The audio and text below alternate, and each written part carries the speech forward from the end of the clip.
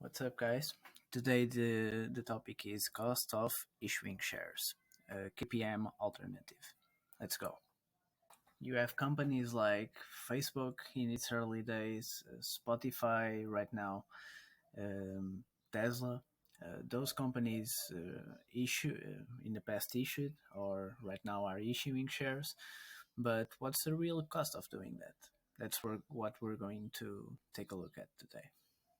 First of all, when a company issues shares, they likely need the money for their operations. But why not get a loan instead? Sometimes they can't, sometimes they consider share issuing to be less expensive. And by what measure do they consider it to be less expensive? One of the ways you can measure the cost of issuing shares is using capital asset pricing model, that is CAPM or KPM. Um, and there is no way around it. You will have to make future predictions, whichever way you choose. But let's take a quick look at KPM. This KPM formula has some metrics that go into it. One of them is risk-free interest rate. The other one is the expected return of the overall market, and that depends on the benchmark you are comparing to. You also have the expected return of the individual stock you are analyzing. And finally, you also have the beta. This beta measure is how much the stock price varies compared to the benchmark that we were talking about. Because you have to make future predictions anyway, I'd rather use opportunity costs instead, and I'll explain to you how I do that. Instead of using this KPM model that uses beta, and I don't really like beta, I'd rather use my own assumptions about the future and make my estimate my costs of issuing shares around that. Let's start with a very basic example and say, for example, you own 1% of Facebook shares and Facebook issues enough shares outstanding to dilute your ownership to 0.5%.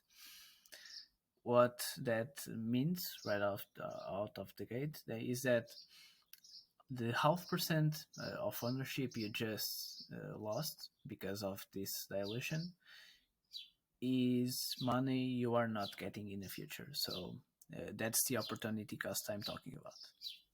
In the written version of the podcast, I picked two of the biggest holders of Facebook shares, and that is Vanguard and Fidelity. The first one owns more than 7%, the second one more than 5%. And I picked two because I want to show you that that doesn't depend on how much in percentage you own of the company. This applies to any percentage of ownership.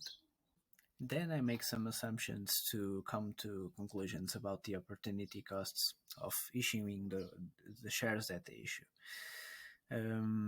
I make assumptions that Facebook will grow at an 8% CAGR over the next 10 years. So we are going to be looking at a 10-year period. I also tell you that we are looking at the price of $300 a share.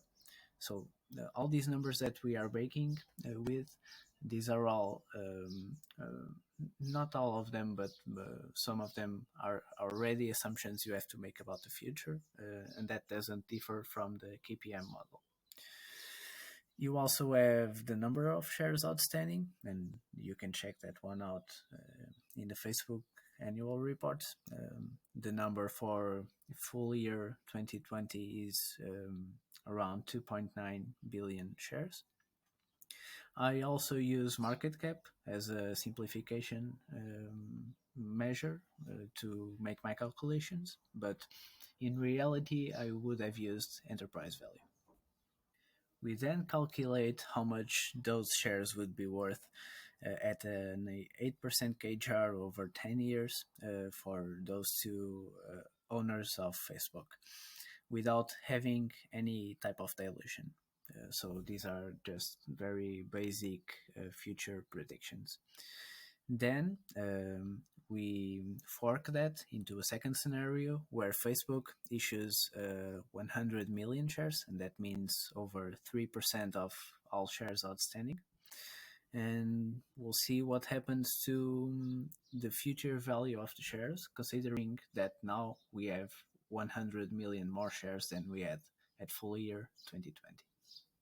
When this fork happens, first of all, Vanguard and Fidelity, the two owners that we were talking about, their ownership already suffered. So Vanguard, instead of owning 7.6% of all companies' shares, already owns 7.35% of all the shares. So they lost some percentage of ownership. The same goes for Fidelity. Um, and that translates into future loss of value. If we do the same calculations we did on the first scenario, but now with the extra shares outstanding, you will see that the future value of our shares in the next 10 years will be lower than the first scenario and lower by over 3% of the first calculation. So it's not exactly lower in the same amount of the percentage of shares they issued, and there's a reason for that. But it is approximately that value. This roughly means that when Facebook issues 3% of all shares outstanding, they are decreasing your total return over X years in 3%. As I've said, these are rough estimates, so the exact calculations are in the written post at stockpickinginsights.com. That difference in percentage of shares outstanding issued and decrease in total returns in percentage comes from the fact that an increase in something is not the same as the decrease in what you own. The same goes for inflation. When prices go up X%, that doesn't mean that your money decreases exactly that X%. To arrive to an annualized basis of all these estimates, because until now we are just talking about total returns. So I issue 3% of all shares, I get less 3% of all returns. You need to add the investing window. So if we are talking about a 10-year window and Facebook issues 3% of all shares, I can roughly say that I will get decreased returns of 3% in total, but on an annualized basis, that will arrive at 0.3% year over year returns. That also means that if I was expecting an 8% KJAR over 10 years, I can now expect less than that. And how much less? How much less is 8% less the 0.3% that I just lost in opportunity costs because of the share dilution that happened. That's it for today. If you would like to see the written version of this podcast, you go to stockpickinginsights.com and search for this post or other posts that I have there. And we'll see you next week.